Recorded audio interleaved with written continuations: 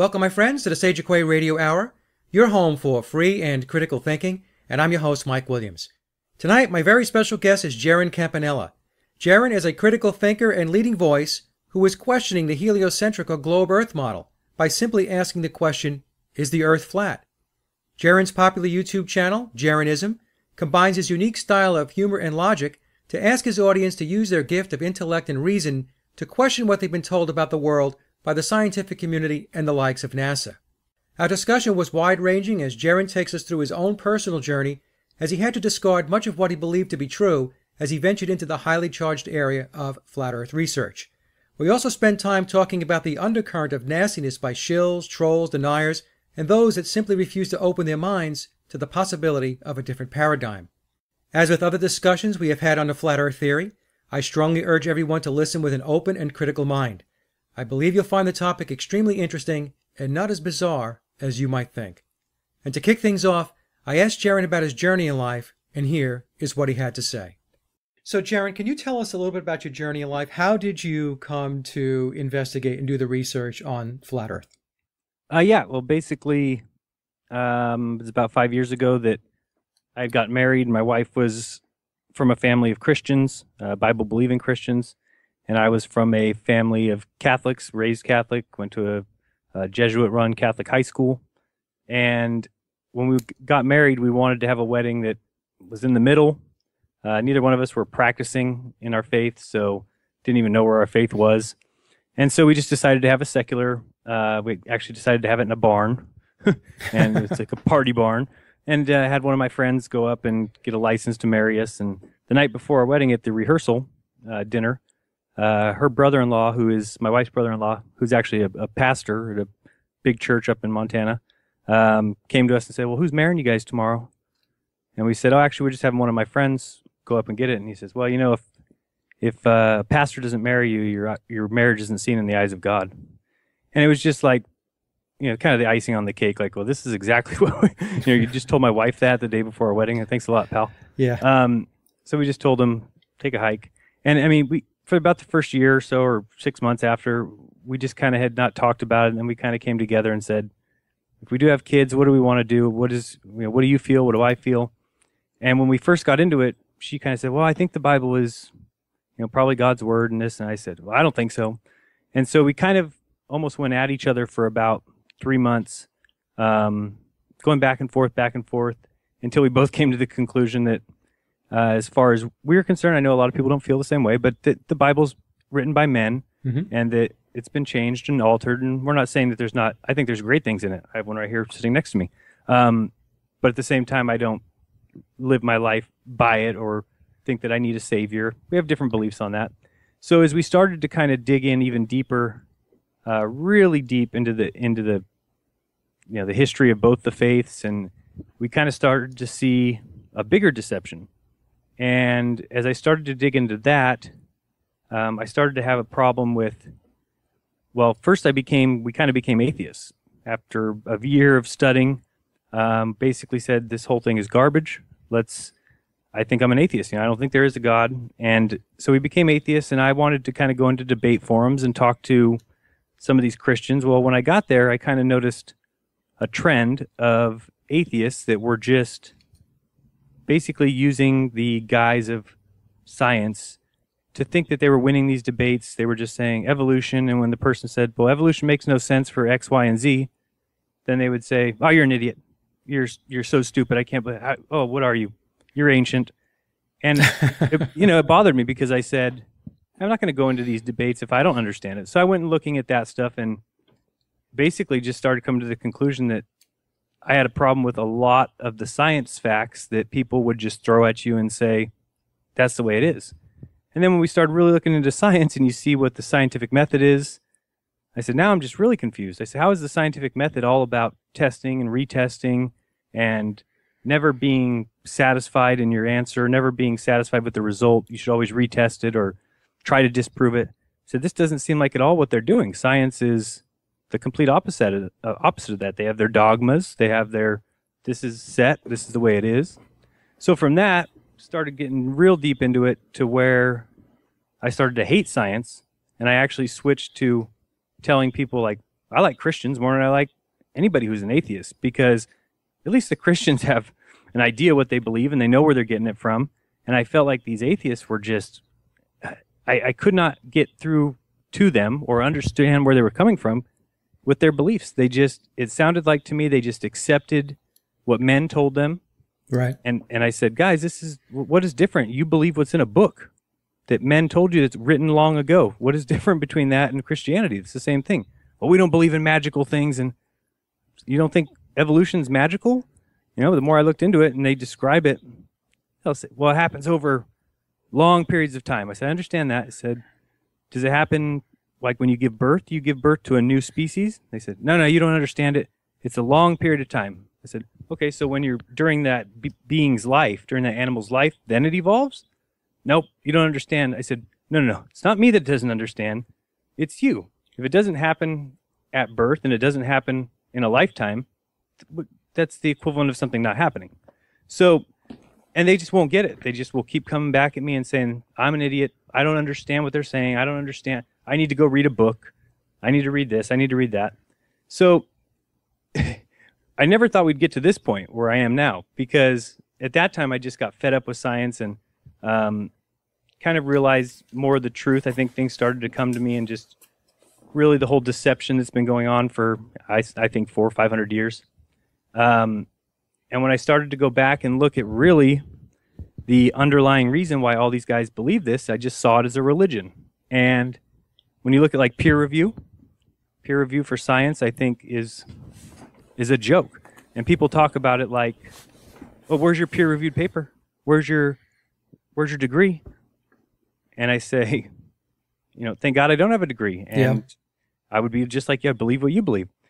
And so I just don't understand how you have a group of men who all believe the same thing, who say, if you want to change what we believe, submit your paperwork to us. And if it is a scientist who's put in 4 or 5 years of school and he tries to submit anything that's outside, your career's done.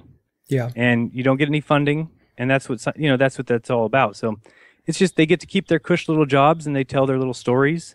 And to me, when I look at the world that they've created, it has no factual basis. They use math to describe things coming from a presupposition of saying, well, the earth is a sphere, so therefore this is the math that proves it. So that's not the way it works. Math they back solve it. Yeah, exactly. And they don't even see that. They won't, because they think you're such an idiot for thinking the earth is flat.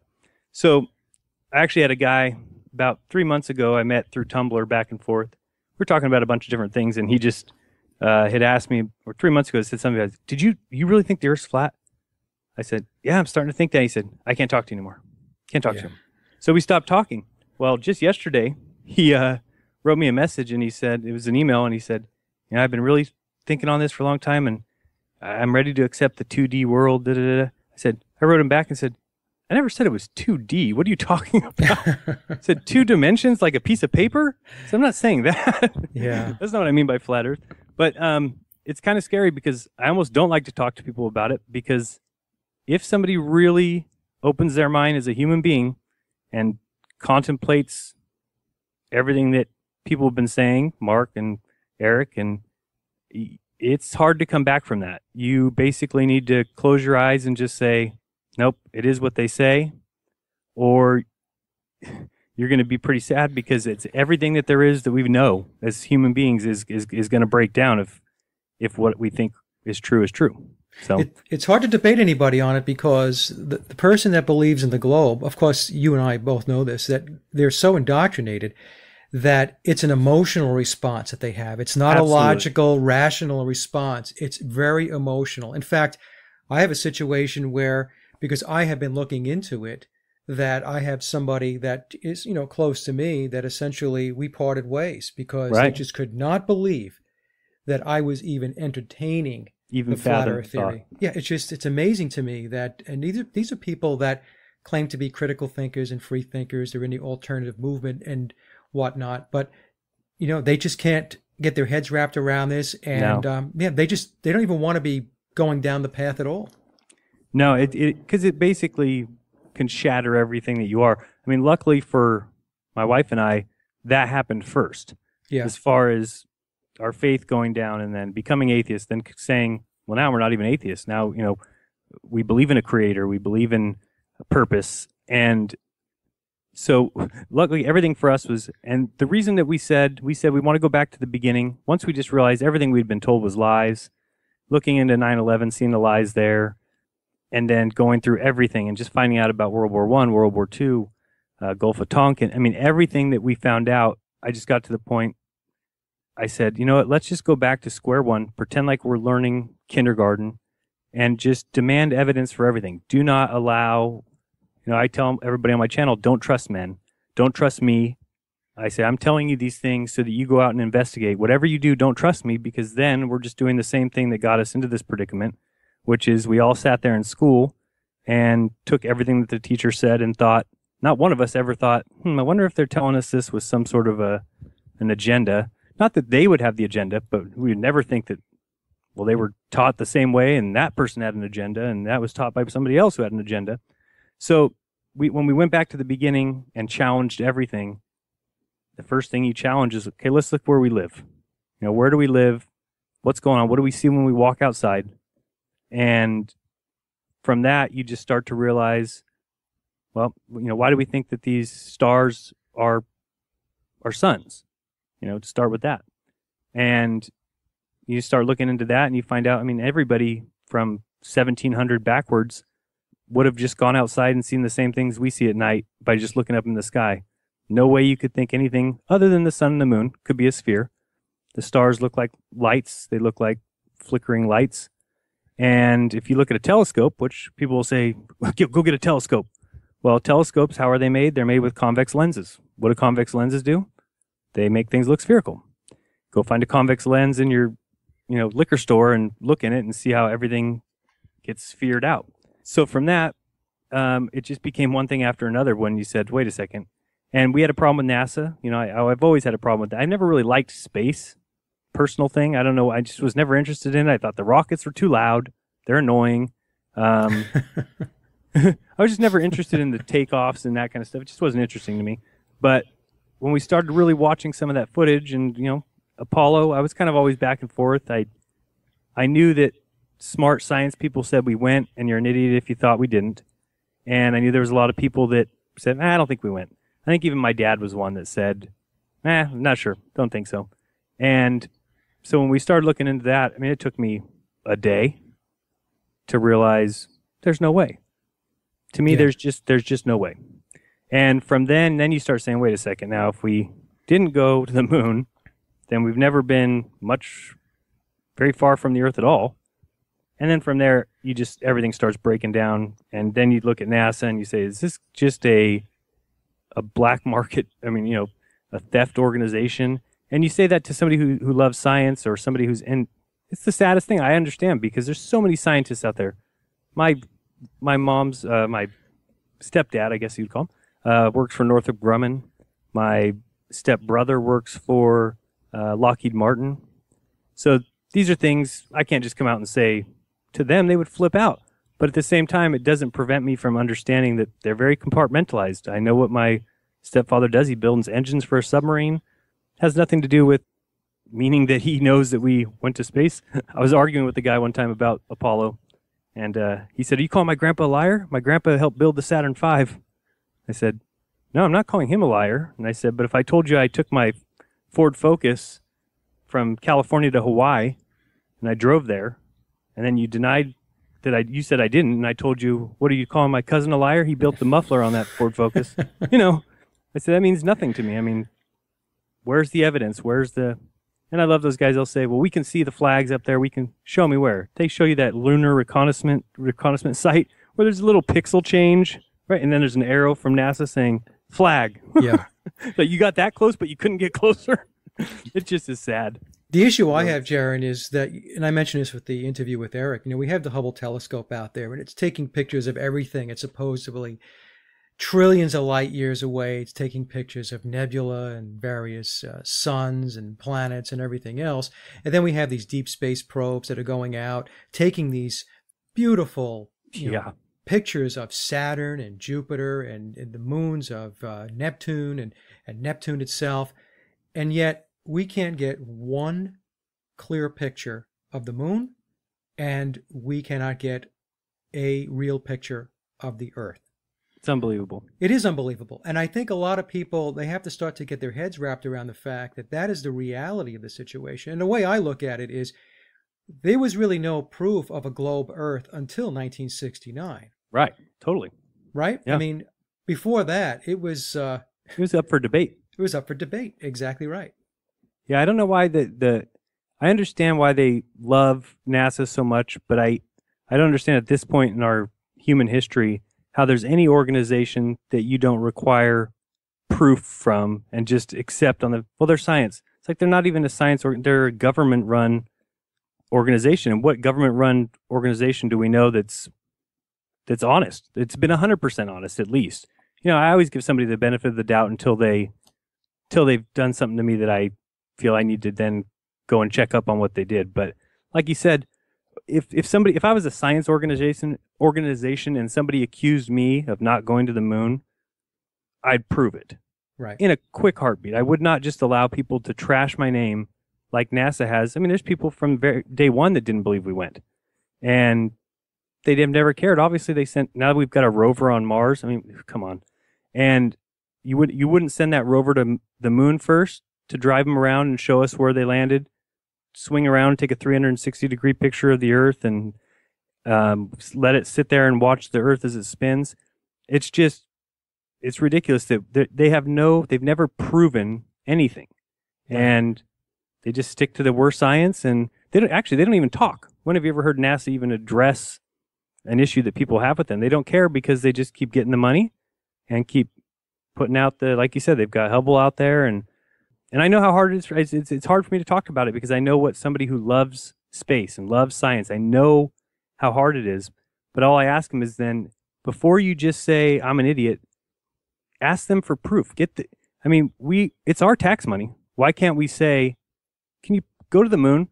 It should cost you nothing compared to going to Mars. Send a rover. We're not even talking about humans. We're saying send a rover there to just show us. Have them land there. It should be easy. You did it back in 1969 to 1972. And I mean, the years before 69 as far as sending just rovers or satellites. And then they send that lunar reconnaissance thing, and it happens to go at the exact distance that you can almost see what they're trying to show you, but not quite. And they say that's proof. It's like, who would do that? If you're going to send something for proof, it's going to be proof. And then I see these pictures that they went and mapped the dwarf planet Ceres or something. Right. Yeah. I mean, the thing landed on there and actually drove around and mapped the entire surface. It's like, why don't you do that to the moon? You know, it baffles me. It's like, there's nothing. I was actually having a debate the other day with somebody who's a big science believer, like you said, indoctrinated. I couldn't even get him to admit anything. But the one thing I did get him on is I kept saying, what has NASA done for us in space? He says, well, they've invented Teflon. I said, no. I'm saying in space. What have they done in space? Well, they've taken pictures of these great galaxies. Okay, that hasn't done anything for humanity. Well, we've been to Mars. What has that done for humanity? Well, it could be something in our future. I said, no, I'm talking about what have they done for humanity? Who gets away with just spending $1 trillion and saying, oh, you're going to see the results eventually? No other organization. And he could not come up with one thing that they've done. He ended up saying, well, dude, but space is really cool. Like, okay, that's worth $1 trillion, that space is really cool. If they had done one thing, maybe I could give them a break, but I can't see giving them a break. I think somebody needs to be all over them, and I don't know who's going to do it. It's not, sad. Well, because I think it's implied proof. It's people just believe, well, it's NASA. We shouldn't even be questioning it, Right. And because, as I mentioned before, the indoctrination is so deep, and then they have all of these TV shows and these movies, Jeran, it started so really, many. right, Star Trek, right, which, by the way, Rand Corporation was very deep into as far as getting Star Trek up and running. A lot of people don't know that. And then, recently we had movies like Interstellar and Gravity.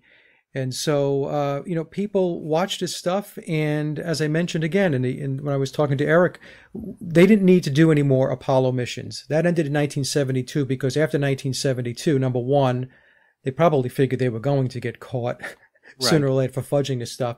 But Secondly, and probably more importantly, is they felt all we need to do is just send people off to the movie theaters. Right.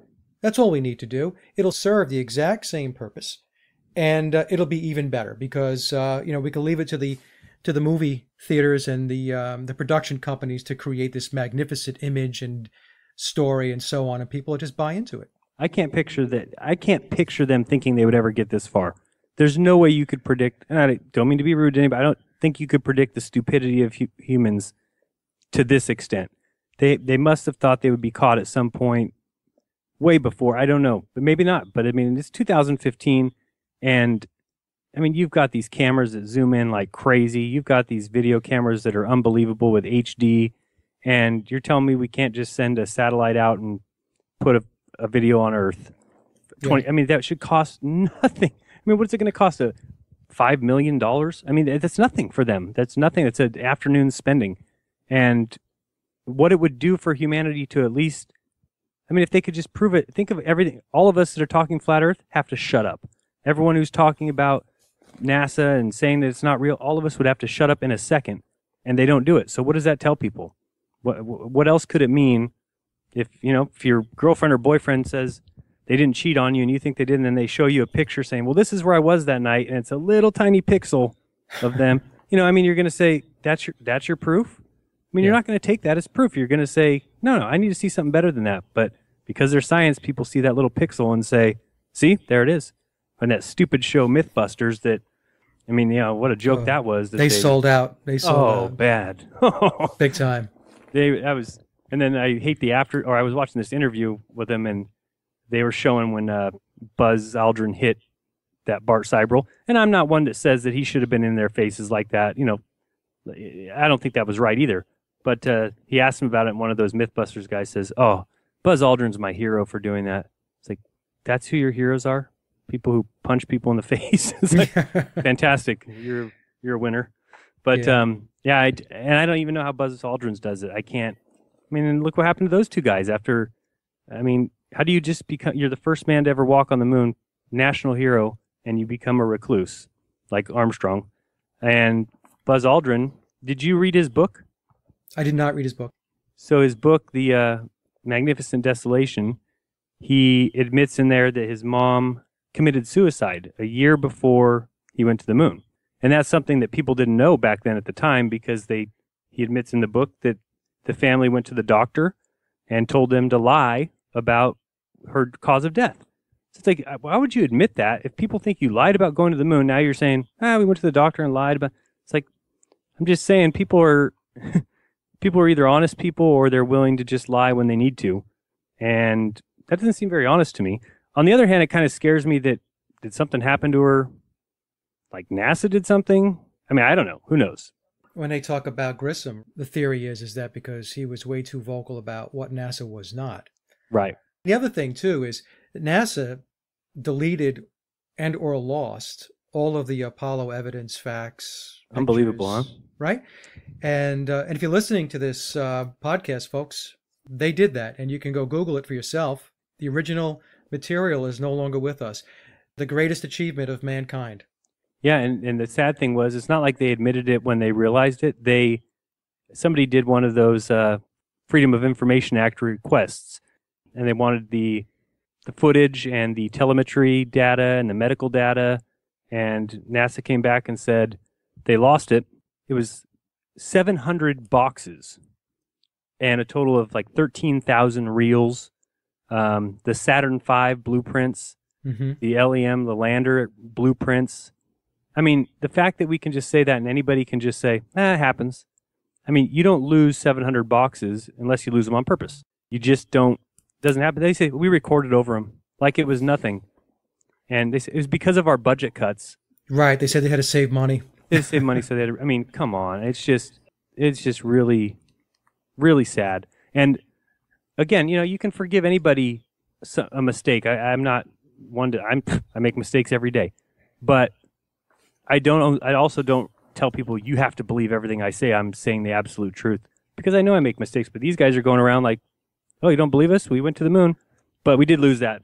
We did do this and we did do that. And you said about Gus Grissom, and then wasn't there the investigator who did the report on that Apollo 1 fire, gave like a 50-page report and basically said NASA was not following through with any of what they were supposed to be doing.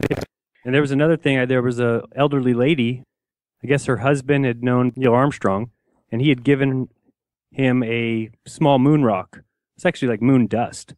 And he had passed away, and this lady was kind of running short on money. And she made the mistake of calling NASA first and saying, hey, I've got this moon rock. Do you know how I can go about selling it? And they basically told her no. Well, then they set her up by calling her and arranging a meeting place at a Denny's or something down in Southern California. And she went in there and sat down at the table. Before she knew it, she was getting dragged out by, she said 15 NASA officials came in there, dragged her out in the parking lot. I guess she said she had to pee her pants, and they stole the moon rock from her and said, you're not allowed to have possession of this. It's government property. And I mean, that makes no sense. I mean, they could have given her the money if they wanted it that bad.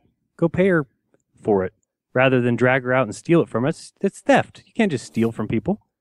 So well, I mean, it's intimidation too. It's intimidation tactics. Yeah. In case anybody else has any funny ideas about doing something like that, here you go.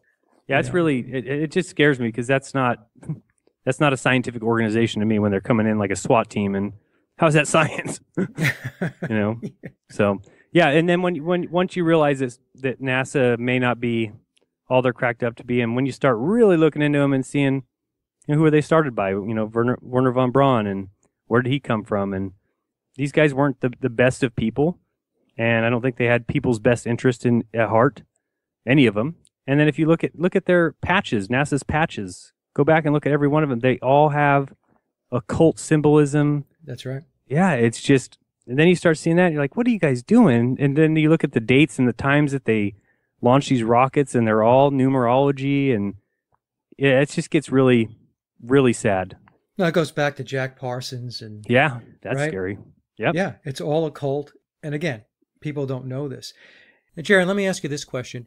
Are you of the opinion that there are no satellites and there's no technology deployed in space or low Earth orbit, or if there's a dome, that this technology is not deployed right at the very edge of where the dome begins? Or do you have a position on that or a take on that? Yeah, I wouldn't say that because since I have never seen a dome, I can't say that there is one. Although last night I was shining my laser up at the sky and it stops at something. It was really kind of weird. But I would not say I've seen one. So I do not think that the video that's shown on the ISS Live, I think that's done in a studio somewhere or a warehouse. It's not the Earth. It's not where we live. But then again, and satellites may not be real. I mean, the more I'm looking into that, the more I'm seeing. I've had a couple people email me that work with satellites that say they shoot them 50 or 60 miles. They have to be perfectly lined up with the one they're receiving. And that can't happen on a sphere. 50 or 60 miles, the drop is about 1,000 feet of curvature. So how are you lining up two satellite dishes to talk to each other? And so, I would not doubt if there is nothing up there, then maybe there is no. But then you have to say, what are they doing on TV when they show us those guys inside that space? Is that just a zero gravity simulator? That's pathetic. Then I mean, you're talking. What are all those people? There's been a ton of scientists. I know there's been about 250 or 300 just from the United States, but then you have to look at the ESA. You got to look at the Russians. You have to look at, Japan and China. That gets really pathetic because now you're talking about a huge global hoax. Right. And, but where's the proof? That's the thing is if there was one shred of proof besides them just saying, here's us on TV doing it. I mean, we've all seen movies that look incredible. They're fantastic. And you can kind of allow your mind to venture into that looks real. And I think that's what happens with this footage, because now I watch the ISS and there's nothing that looks anywhere near real to me. I was telling my wife, I don't know if I'm evolving or everyone else is evolving, but I just look at it and I say, that's not real. It's just not, I don't know why I feel that way. It just certainly doesn't look like anything that's any way reality. Yeah, once you open your mind, it sucks because you just wish everyone had their eyes open, because I think the world would be so much of a better place if we all had agreements. I mean, people think conspiracy theorists are crazy. And I mean, this guy yesterday that I was debating with I was saying something about 9/11. He says, wait a second, you think your government had something to do with 9/11? Oh, please. And I said, I can't talk to you anymore. I said, I really can't even, I'm not going to talk to you. I said, you're telling me you think a plane hit the Pentagon? He said, yeah, there's video of it. I said, I've seen that video. You mean the flash? Yeah. Okay. So you're going into that situation. He was trying to tell me I'm going into my videos with a confirmation bias. And I said, how are you not doing the same thing when you say that? That just because the government said a plane hit that building, I said, look at the hole that's there. Wings can't just disappear. And he just, like you said, they are so closed off to that. They're so conditioned. It's crazy. The beauty of the system that's in place, the matrix that's in place, is they just love divisiveness and separating people. Just have these discussions and the debates and the arguments and throw stones at each other. In the meantime, while everybody's doing that, they're continuing full steam ahead with their agenda. And the thing is, the flat earth is no different than 9/11 as far as, that type of debate. It's no different than the Apollo moon landing hoax. Well, the only difference I would say that there is if people would just allow their minds to open for a second, we can test the flat earth. Hard to test whether or not we went to the moon. It's hard to test now when they've taken all the steel, shipped it off to Japan, and they've completely erased, and they purposely put out 100 different stories, the no plane theories, they've completely muddied the water. There's no way we'll never know the truth of 9/11. I mean, we know enough of the truth to know, how it went about and that it wasn't just some Arabs from a cave with box cutters, but we'll never know the absolute truth. It's now too much of a mess. But with the flat earth, that's something that can be measured. That's something that I think can be easily proven or shown, but we're not in charge. The people in charge are the ones who can stop us from doing that. And that's what I did. Like yesterday, we went out and tried the laser test, and we're going to go back tonight because the beam that we shot across, we were shooting across 4 miles of water from Lovers Point, Monterey, California, to across the water to Seaside. And the beam on the other side got to be about 10 feet in diameter, was something we weren't expecting. So considering we were only looking for a 10-foot curve, that kind of invalidated our results. But in doing that, we came to the conclusion that my wife was on the other side, the cameraman was on my side, but she said after I was shining at the ground, I said, you can't see this light over there, can you? She goes, I see it. And I said, wait, get all the way to the water and then crouch down. She said, okay. And I took the laser and put it down about my ankle height and just shined the laser right to my foot. And I said, can you see the laser? She said, yeah. I said, Earth's flat. How far away was she? She was 4 miles. Okay. So we're talking, I was a foot off the ground. She was maybe 3 feet. So we're talking 4 feet total off the water level. And the should be 10.5 feet at the very, least. So right. It was unfortunate because we were live streaming the whole thing, and everything that didn't work was live streamed. And then when the thing died, my phone went dead, and we were just testing some other things. That's when we realized, so all we need to do, so what we're planning on doing tonight is just doing that same test and having a camera on the other side to just zoom in the camera from the water level and show that the laser is shown. That's such a bright light that it's easily seen. So luckily, I think that now I don't know what's going to go from that. They'll probably explain it away with refraction, explain it away with mirage. That's the words that they use that have no mathematical formula. It's just, it's a mirage. It's like, come on, you can't just say that. I said, no, go look it up. Here's a Wikipedia link. It's like, no, that's not proof, guys. It's not enough proof for me. And so we'll see. It's going to take a lot more, obviously, than just that. But, I don't think that everything they've been telling us is true, especially when you say to people, where's this between California and Hawaii? It's a 770-mile curvature. Right. And you say, okay, show me how we can measure that. And they say, well, it's mathematics. So, well, if math is proving it, then you're saying that the physical has already been proven, and you're showing us the math to prove it or to double prove it. So you can't just give us the math. I had a physics teacher, I'll always remember, who said he could write a math equation that would say that an elephant could, with his trunk, hold onto a piece of grass and hold off the edge of a cliff, and he could write that equation and prove it true. And that was something he taught us in class. And it was amazing to hear that. 'Cause like, wait a second, like, okay, I guess I understand. But he basically said equations can be written for anything, but they have to be proven, or at least have the preponderance of evidence, and then you can use math. And math is a useful tool. I mean, somebody told me, you don't believe in math? I said, no, I absolutely. If somebody says we have $16, we need to separate it between 4 people. I can do that in my head. But if somebody says we've got $16,410, and I need to, how do I, we know that math will prove the reality there because we've got the reality to double check. But when you just say math proves the globe, okay, well, let's go measure it. Well, we can't. Why can't we measure it? Right. And they just don't have an answer for that. And the funny thing is math also disproves the globe, right? Because if we apply the Pythagorean theorem and spherical trigonometry, which is the math that needs to be used, then the Earth can't possibly be a globe. And, one of the examples that we can use, it's probably something most people can get their heads wrapped around, is a lighthouse. Right. And if a ship is 20, 30, 40, or 50 miles out and they can see that lighthouse, they shouldn't be able to see that lighthouse. No, not at 50 miles, I think, is about 1,000-foot curvature, and that just doesn't make sense. And if you look around now, people can check this out. There's a lot of lighthouses that they've pulled down, taken them down, moved them back, done the weirdest thing. They spent like a couple $1 million moving some that, forgot the name of it, but the lighthouse over there on the east coast of the United States, they moved it back from the edge of the water. They put it back like a half mile and said, it was going to get wrecked by the ocean. It's like, you guys are doing some weird stuff. But yeah, the thing I always tell people about, I think it's the easiest for them to grasp, is the fact that we know how water reacts. We know how water acts in any kind of a pool, in any kind of a bucket, in any kind of a tray or trough. Water has to remain flat. There cannot be a curve in water. And people will say, well, what about a drop of water falling off a leaf? I say, no, that's in the process of falling, but wherever it's going to land has to be flat. Right.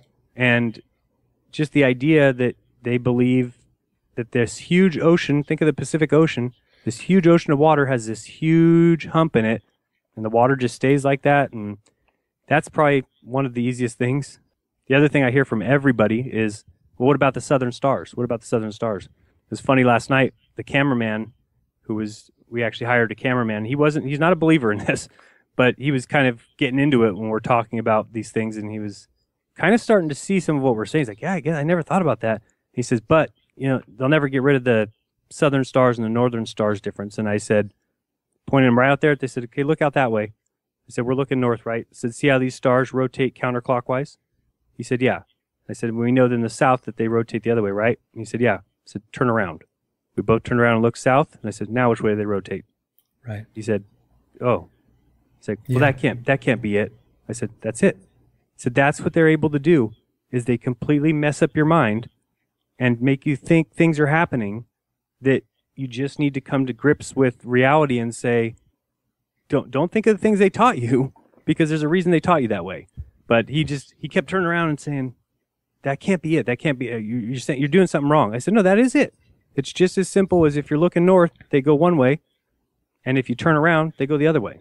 And you have an excellent example of this, Jeran, in one of your videos where you illustrate if you're facing north, the stars will rotate in one direction, and then if you turn around and you face south, then the stars are rotating in the opposite direction. Oh, good. I'm glad you saw that. A lot of people, I don't think I saw that. That was a great, great example. It really illustrated it for me and clarified it for me, because it can be a little, you're trying to figure it out in your head, because it's almost like an illusion. It's tough. Yeah. Yeah. It is tough. Same thing I think I did with the Coriolis effect, which is another one that, and the way I've been coming to these conclusions is I just take everything and take it like I'm a sixth grader, and just really try and figure out what are they trying to say. And I watched this video that's actually explaining it to kids, and when they did that, I realized it's the same thing, that they say one thing happens in the northern, one thing happens in the southern, and they leave it at that. But if you take the same thing and just reverse it, then it's either you're disproving their theory or it doesn't happen, one or the other. And then you read about it, and you read it's a fictitious force. And, Newton's experiment, his thought experiment about shooting the cannon, and you can shoot it too far and it goes out in space, or you can shoot it too short and it hits the earth. And if you shoot it just right, it rotates the earth. He came up with that with no idea that the Earth was spinning, with no idea that we were flying through space at 66,000 miles per hour.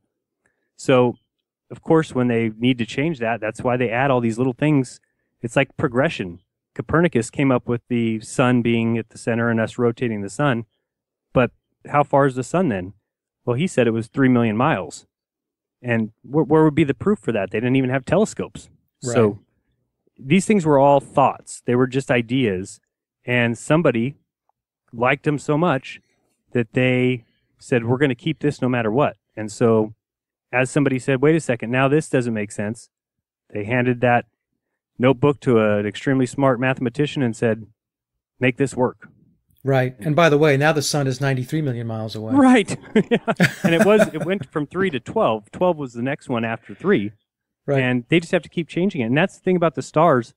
The distance that they are, they just had to put them so far that the fact that after a year of us traveling through the universe in crazy, 66,000 miles per hour, I think we go 580 million miles or something in orbit of the sun. And then the sun supposedly going around the galaxy is crazy. I think the total is like 11 billion miles traveled by the whole galaxy in a year. Right. And we end up and the stars are right back where they were.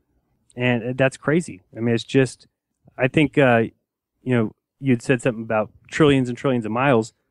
When I saw one of those pictures from Hubble and it said 300,000 light years, I said, no, I got to do this math. And that came out to 1.8 quintillion. Yeah. And I don't know if you saw my video, but I said, I did.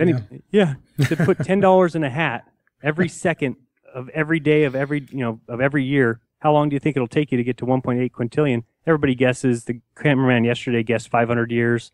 I said, no, it's 5.8 billion years of putting $10 in a hat every second just to get to 1.8 quintillion. And everyone just believes it. That's how far stars are. And their suns. And our sun is just one of many. And it's just, it's a belief. That's all it comes down to. I mean, and I have nothing against anybody who wants to believe what they want to believe. But believe it in your house. Believe it with your family. Don't take it to school. Don't take it to public places. And unfortunately, they're teaching this in every top educational facility everywhere in the world. Oh, yeah. As fact.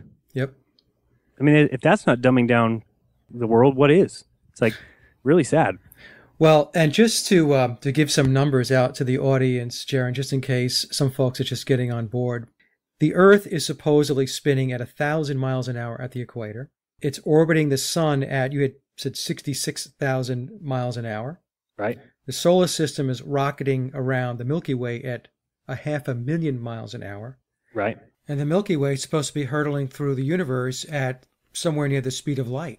So 1.3 million. Yeah, and then if you just take that and look at the distances that you travel. Right. Because miles per hour, there's 24 hours in a day, you can start figuring that out. They're astronomical numbers that are, and we don't feel a thing. That's the thing. We don't feel a thing. You can walk outside and your hair stays still, Yep. There's nothing. And of course they will explain, well, that's because gravity pulls the atmosphere, and so it's all relative, right? So that's their explanation for that. But it's ridiculous because when you really think about it, with all that movement, all of the stars, the constellations, they stay in place as they have been for thousands upon thousands upon thousands of years. Sundials work with amazing accuracy. How does that all come together if everything is moving? Yeah, it doesn't. It doesn't. I asked somebody in one of my videos, I said, okay, I understand that now, so we're traveling 66,000 miles per hour. I said, why, when we went to the moon, wouldn't the space shuttle just get out in space and wait? You could wait, since the moon's traveling 66,000 miles per hour too. It would take 3 hours to get to the moon. How do you fly for 3 days towards the moon if the moon's going the other direction, 66,000 miles per hour?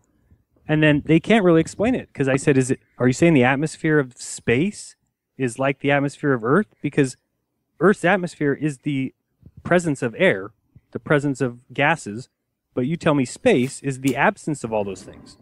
So which is it? How can space all move together as well? Then we're not moving. And I think, I forgot who said that, but somebody said, yeah, sure, you can believe that we're doing all these things, or you can just believe the Earth is still. Everything that they've put together, 66,000 miles, going this far around the galaxy, that's all just to prove that we're a globe. You can just strip all that and say we're flat, and everything still works. Now you can explain the stars. Now you can explain, basically everything. And a lot of people tell me, if you look at the comments on my channel, it's everybody saying, prove it. What's the sun? What is it moving in? How's it doing this? I said, listen, your science folks have had 400 years to put together a very impressive little package that they can't prove. Give me 400 years. I promise you I'll prove it. Unfortunately, I don't think I'm going to have that long. The whole thing is just stretches reasonableness. It really does. Once you start to look at it, you have to start asking questions. I really am surprised at the folks that don't listen to it at least a little bit and just stop and pause and think and say, okay, hold on a second. Let me just think about that a little bit. These people that just reject it out of hand, that to me is a bit disconcerting. And I've run into that. They just do not want to listen to it. Especially when those same people will tell you that, lizard aliens are running the earth. They're okay with that. But if you say the earth is flat, then I'm an idiot. So, like I said, I'll listen to anybody. This whole shill talk lately in the flat earth movement is ridiculous because I'll listen to anything. I'll listen to anyone and anything, and I'm smart enough to be able to hear what they say and assess it and test it or research it. So I don't like anybody saying, no, you can't say that. Especially these people who are all about science who say, you're an idiot, you're going to go test the flat earth, what an idiot. I said, wait, I'm saying I'm going to go do science, in the field science, that would prove your beliefs, and you're telling me not to. I mean, what does that tell you? It's sad. That's because you were a moron, Jeran. No, believe me. It's funny, when we went live yesterday, I brought the tinfoil because I was going to go live with tinfoil on my head. You just got to embrace it because who cares? If I'm that stupid, then something would eventually come up where I would prove that it's a globe, but it's not going to happen at this point. I mean, now I'm deep enough in it that there's no way. It's just everything we look at, every single, thing that we even try and put together, it is absolutely impossible to live on a globe. It's just upside down people, like you said, spinning. I mean, I asked people, if you lived up in Seattle, you're spinning about 400 miles per hour. So let's say you live there your whole life, 20 years, and then you fly down to Florida. Now you're spinning 900 miles per hour. That person doesn't get off the plane and lose their mind and fall into shambles. I mean, how do you think of 500 miles per hour, what a speed difference that is. It's crazy that they just say, nope, that doesn't happen. And that's just the explanation. It just, nope, it's the way it is. Sad. Science. In one of your videos, I swear to God, I was laughing so hard. You said, all I want to see is NASA take a picture of Australia with the buildings upside down. Right. Right? And when you think about it, that's exactly the way it should look. Right. And people say, no, you don't understand. It's all relative there, right? I said, no, what you're saying is magical. If you're saying that, I understand when you say, okay, it's relative to each person. That's fine. Yeah. I can accept that in gravity. But then if you're on the outside of that sphere, like NASA is, they're the only ones that are out there. Oh, and SpaceX, this private company SpaceX, gets military contracts. But if you're on the outside of that sphere, then you have the perspective that you would see somebody on the top and somebody on the bottom. So like, you're telling me, and they just pretend like we don't have cameras that good. Like, come on. That's seen ridiculous. These cameras that you have. You can't just zoom in and show me everyone living upside down as the buildings come swinging around. And you think they would just go make a movie about it. They could probably do better CGI, but they don't even try. I mean, they just say, we're not doing that. Sorry. Well, this whole thing where they turn around and say, we don't have the technology or the cameras to do that. That goes back to my point before. You have these deep space probes that are taking pictures of Saturn and Jupiter and Neptune, and you could just see every detail. But that same camera can't be used to take a picture of Earth. It's ludicrous. It really is. And I don't even know how people accept it. I don't know how they just throw their hands up and go, oh, okay, I guess that's the way it is. Yeah, and then, the other day I saw a picture of, they said, closest the things got to Pluto, and it looked like a little blob. And it's, what are those other things you're showing us? When you show me Saturn, and it's this beautiful thing with the rings, and and then they say, this is the closest we've gotten, and it's a little blob, and right now they say that the Voyager spacecraft is 12 or 13 billion miles from Earth, and it's almost out of our solar system. And then the ISS needs to go down every 45 minutes because it's on the dark side of the Earth. It's like, Come on. We don't get to watch 24-hour video of the thing flying right outside the Earth because it's on the dark side, yet you're talking to the spacecraft flying, and it's just flying fine. All that gravity, all those rotations, it's not hitting anything. Just goes through the Oort cloud like it's nothing. Just goes through, I don't hit no meteorites hit me. That's another thing about they tell you micrometeoroids. They tell you the amount of them that hit the Earth. They tell you the amount of satellites that are flying around the Earth. But you go watch the ISS video, there's nothing hitting it. Where's all these satellites? It's just perfectly in the place that you can't see any of them. And I think it's something like 40,000 tons a year of micrometeoroids make it to the Earth. So imagine how many are actually hitting the atmosphere and burning up. And those things they say are about a gram. So they're not very big, but they're flying at 20,000 miles per hour. So they're 20 times as fast as a bullet. Right. And these guys were just walking on the moon like nothing. They would have been pierced. It would have been constant barrage of bullets. Exactly. And there's supposed to be, 20 to 30,000 satellites orbiting the Earth? And every time we see something up in lower Earth orbit, I never see any satellites. I never have.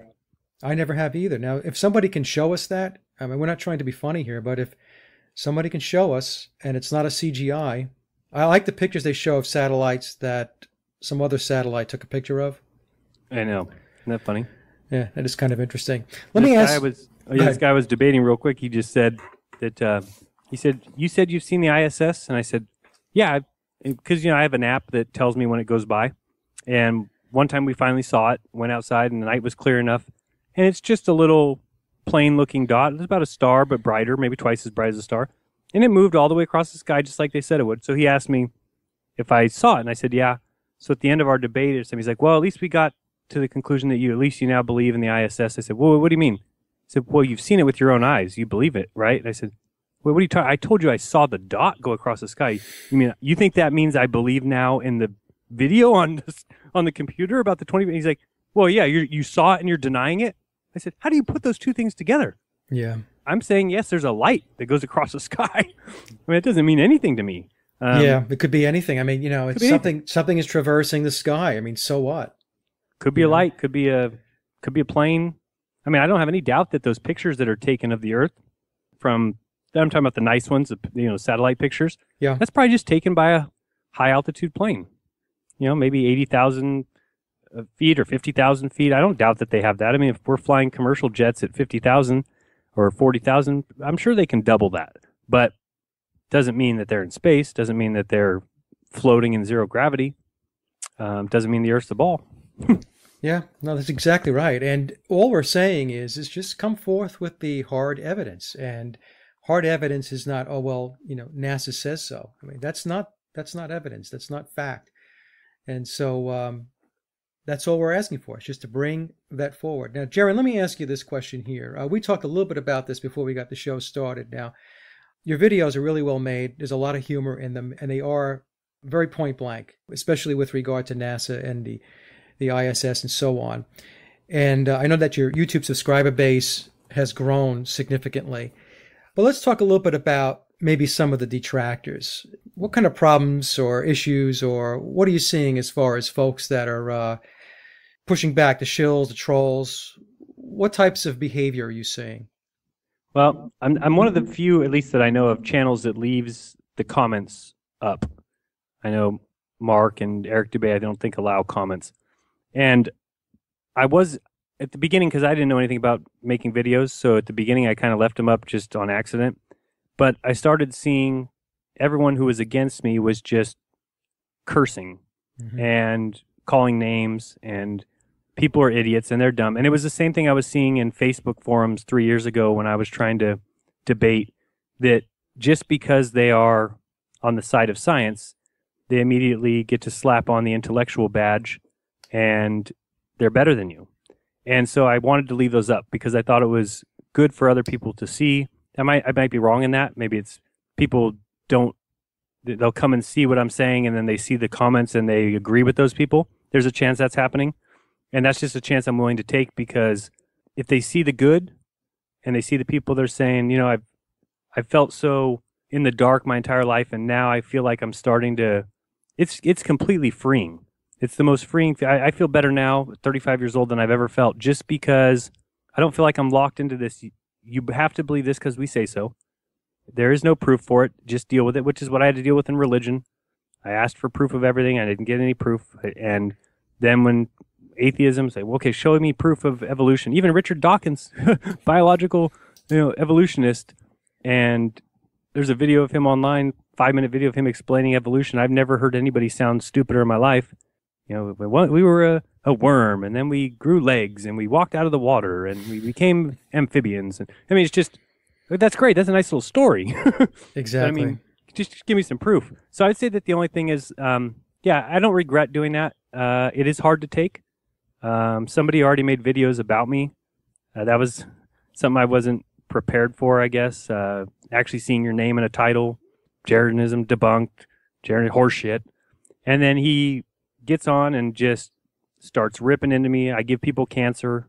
I mean, things like that. It's just, you're like, it's frustrating, but at the same time, I just had to learn. It took me a day. There was one day I went, you can go look on YouTube and see, for a day I was fighting back with comments because I was just livid. But at the same time, he was lying about me and quote picking, taking basically, there was one time I was saying the curvature and doing the math. And because if you listen to the video 2 seconds before he took the thing, I was talking about feet. Well, then he took the math and did it on his calculator to show that my math was wrong, but they didn't convert the inches to feet like I just did before that. So things like that. And then all his little groupies come in and laugh at me and what an idiot. And I hope this guy doesn't reproduce. And I said, haha, I already did. So, and I just have to laugh at it because especially the more you realize that one day, I don't know if it's going to be even in my lifetime, one day those guys are going to realize they're wrong. And that's sad because I feel bad for them because there's no way they can ever apologize to everyone that they've treated the way that they're going to treat people. And and I don't hope any bad on anybody. I don't hope that their heart breaks or, I mean, it's sad for me because I know at least I don't treat people that way. Even if they believe that, I don't go to them and make videos about it. I've never called out anybody on one of my videos by name, never said anything. I do make jokes about the Globetrotters and, but I'm not calling people out by name individually because I'm trying to say the whole, and I tell people all the time, I believed it too. It's not like I'm saying I'm better than you, that I know something you don't know. This guy said, what do you think you came up with the guy yesterday, you think you came up with the answer for the whole world? You think you have the answer? You think you have the more answers than the scientists? I said, I'm not saying that, dude. I'm saying I learned like you did. And then I've now been on this side, and I'm trying to tell you there's two sides to the story. I want you to see my side. You've been on one side, and you won't even come over here and just listen for a second. And I say, that's the difference. I'm just asking you, play both sides. And I was forced into playing both sides, and that's why I've seen religion. And I was deep inside the church. Like I said, Catholic high school, Catholic junior high. My mom's the music director of a Catholic church. I worked there. I was good friends with priests. My godfather's a bishop. I mean, I have been in that. So I know religion. And then I was a full-fledged atheist. So I know what those guys are doing. So I feel like I know every comment. I feel like I can anticipate things that people, I do delete occasionally people that are, way too rude. Because I tell people, I don't mind if you call me an idiot. Do so politely. You don't need to come across as I'm completely out of my mind, and don't even say it. Don't make a comment though. I mean, if I saw a video on YouTube that said that I believe in the pink pony is God, I wouldn't go to that video, watch it, watch the whole video, and then yell at the person in curse words about I wouldn't even watch the video. It's like, what are you doing watching my video? If you think I'm so stupid, you just watched 45 minutes of me being stupid for what reason? So I know these guys have a doubt. Yeah. They've got something in their mind, and the way that they confirm that they're correct is by joining the other people that jump on my back. And slowly, maybe take a year, maybe 2 years, maybe those guys will start dwindling.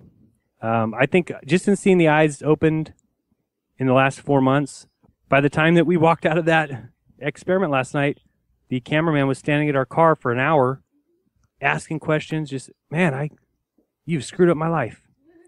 And I kind of feel bad about that sometimes, but at the same time, like, it's so good because I want people to know the truth. That's what's important. You only can live life in the truth. You can't, I feel so bad for like my grandparents. They were born, had kids, worked their 9-to-5 jobs, and really never, not that they didn't have good lives, but they just didn't really do anything great because they were forced into these beliefs, forced to do what the government told them to do. Right. They worked like little slaves, made their taxes, paid their taxes, and I did too for the first 34 years of my life. And that's sad because I really look at it now. I feel like I have to work double hard now till I'm 60 because I blew the first 35 and going along with their story. I worked for a drugstore as a store manager, making money for the corporate business, and I don't want to do that anymore. I mean, yesterday we're out there. That's what I felt like life should be. We're out there at the beach doing testing, laughing, having fun, looking at the star. I mean, it was like awesome. And that's what life should be if it wasn't for I have to pay my mortgage and I got to pay my bills and I got to do this. And those things aren't, and they're not important. They're not real. They're not even real. I mean, they're just setups. They're all setups by the government. They've hidden every kind of free energy or any kind of anything like that. And we know those things. I mean, big thing for my wife and I was the Tesla deal. I mean, the fact that we were not taught Tesla in high school or in any school. That's right. That's insane. He was the best inventor of the 20th century. He was a brilliant man. Yeah, and you're talking radio and wireless communication and lasers and fluorescent light bulbs and X-ray. I mean, invented all that, and they just went with the Edison light bulb, Einstein relativity, and that's what we were taught. So it's when you start finding out the truth, and then you hear what happened with J.P. Chase and Morgan and how they basically wanted him shut down, and now they're the biggest bank that there is, and it's just you start to put things together, and you're like, this world runs on money. Yep. And those guys, even though I can't fathom it, because I don't care how much money you gave me, I would not wreck people's lives so that I could have money and be rich. It just doesn't make any sense. Even 5 people's lives, let alone hundreds of millions. I mean, I don't know how you have that mindset. I don't know if they're different kind of people than you and I or what, but I know humans are hungry for power and everything, but you give me a couple $1 million and you're just going to see me relax and take life easy for the rest of the time. I'm not going to go around and I need more. I need to block knowledge. It's like insane. What are these guys thinking? Well, there's a distortion in their consciousness, and they do not think the way you think or the way I think. Hopefully at some point, people who do think that way will come around. Some will never come around. They'll go to their grave being who they are, essentially anti-humanity and in it for themselves. But going back, Jeran, to what something you said before about essentially, critically thinking and feeling very liberated because you basically clean sheet this thing. And instead of just going with the program, you said, you know what, I'm going to investigate this. I'm going to research this. I'm going to go take a look at it. And by the way, I'm sure that if you found that the earth wasn't flat after you were doing your tests and your research, you would say, okay, well, I was wrong. Let's move on to the next thing. But absolutely. Yeah. Right. So, and the thing with these other folks that are attacking you, and to a certain degree, I've had a little bit, not a lot, not like you or Eric or Mark, nowhere near what you guys get. But what I don't understand is the same thing, all this belligerence and this nastiness. And if they feel so strongly about something, if they feel so strongly that the earth is a globe, then what they should do is they should gather their resources and their brain power and go put their own videos out there, go put their own blogs out there, their own websites out there, put their own thoughts and research out there. But they don't do that. They don't invest their time and energy that way in a productive way. What they do is they attack. And that's the sad thing that that I shake my head over, is all of this nastiness. It's a ton. And even within it, it just seems like there's so many different feelings and beliefs, and even if you don't believe this model, and people get mad at Mark because he says this, and I'm just not into that, because I say, let Mark say what he wants. I mean, right. If we can test it and prove that he's wrong, believe me, he's not going to stay. He's not the kind of person that's going to say, "Nah, I still believe it." It's like, no, we tested it. Here's the proof. Nah, I still believe it. I mean, not one of us is like that. Right. So I don't understand that position. I think that science is all about testing and retesting. And if something doesn't work and it's proven wrong, you're supposed to throw it out. And science says that's in their definition. Yet when they observe things in the galaxies that weren't working right with gravity, Did they throw gravity out? No, they invented dark matter and dark energy, and that makes up 95% of the known universe, and they say it's never been observed. And that's what we're teaching kids. And we're just all supposed to walk around like drones and say, yes, that's what the galaxies are made of, is dark matter and dark energy, and it's never been observed. It's crazy. It's like, how is that science? I thought science was the physical proof, with tests and retesting, and then they come up with these things that have been disproven many times, like the Foucault pendulum, and Right. Things that just the thing I keep hearing is well, what about the toilets that flush the wrong way in the northern hemisphere and the southern hemisphere? And I mean, even if you go to Snopes, which I don't recommend going there all the time, they do say that we went to the moon, but they do have some good points like that. They just say flat out is not true, that's something that has been told for a long time, and you can do your own tests on it. It has to do with the way the bowl is shaped, or it has to do with the way the water's coming into the bowl. But these are things that if you asked 100 people, is that one of the proofs of the globe that water flushes? 98 of them would say absolutely. And so they're not doing any research. They're just repeating what they've been told. They're like little parrots. They just I tell people all the time, your handler is treating you well. Your controller is doing a good job. You're repeating exactly as you were taught. Right. And I did the same thing. I mean, I did the exact same thing that they do. It's just finally I was able to realize there's two sides to every story, and why not explore both sides? What is the worst thing that could happen? That you are proven correct? Wow. I don't understand what the big deal is about. Let me just take a look at this. I mean, if you ask Neil deGrasse or Bill Nye, hey, let me just talk to you for 5 minutes about the Earth being flat, they would right off the bat laugh in your face and would never give you another second. It's like, hold on, aren't you the one promoting science, the greatness of science, how it's the greatest thing that humans have ever put together, this accomplishment of knowledge? So let me just say what I want to say, test it with me, prove me wrong, show me why I'm wrong. But they won't even that's what makes me think they're in on it, which I don't like to think that. I like to think that they just are indoctrinated like everyone else. But if they were, and there's fans of science, when somebody comes, they would take the time to say, let me look at both sides. Let me show you why you're wrong. It's like that Brian Cox, and there's an open letter form that's been up there for 6 months now at that site, allus.com, and he won't answer it. And it's, to me, I can't imagine being a scientist and somebody bringing legitimate questions and me just saying, I don't have to answer that. Yeah.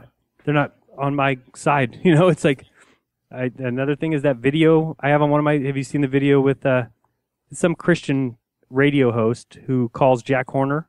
He's the one that found the dinosaur bone that had a little bit of a cartilage in it. And when they found that, which has never really been found before, it's not supposed to. Oh, I actually did see that. Yep. Yeah, and they wanted to just have it tested and have it carbon dated. And because they already know how old dinosaurs are, they refused to carbon date that bone because carbon dating only works to 50,000 years. But the cartilage in there would tell us that it's definitely under 50,000 years. Right. And he flat out says on that phone call, no, it wouldn't be good for us. Wouldn't be productive for us. Right. And that's their idea of science. And he said, no, we won't test that. And they offered him $20,000. We'll give you $20,000 donation to the museum. Send it off. We'll even let you send, I think, 4 additional items to be tested. We just want to see what it comes back. He says, no, the test will be wrong because it will come back less than 67 million years. So it can't be right. So that's when you go into things with a presupposed belief. And if you're going to do that, then that's not science. That's religion. That's, you can't go into the Catholic Church and say, well, I don't think, Jesus is God. No, sorry, you're not allowed to say that. This is Catholic Church. Jesus is God. You can make other decisions after that, but these are our you have to go by this first. And so if science is going to do that too, I certainly don't want to follow science. I'm not into being told what I have to believe just because men say so. Show it to me. Prove it to me, They do that with everything, Jeran. I mean, they do that with the pyramids, the Sphinx. This is the storyline. And this is how we're going to present it, and this is how it's going to be. Anything outside of those parameters is completely ignored. If it doesn't fit how we want to play it out, then that is not going to be factored in. So, and I just wish, if that's how they want to play it that way. But the rest of humanity needs to understand that they are the antithesis of science. And that concludes my interview with Jeran, and I hope you enjoyed the discussion as much as I did. Links to Jeran's YouTube channel and his other social media connections are listed in the show notes below. And as always, I'd like to thank everyone for listening and visiting the blog. You can get to the blog by typing in sageofquayradio.blogspot.com or simply head over to our hub website at sageofquay.com.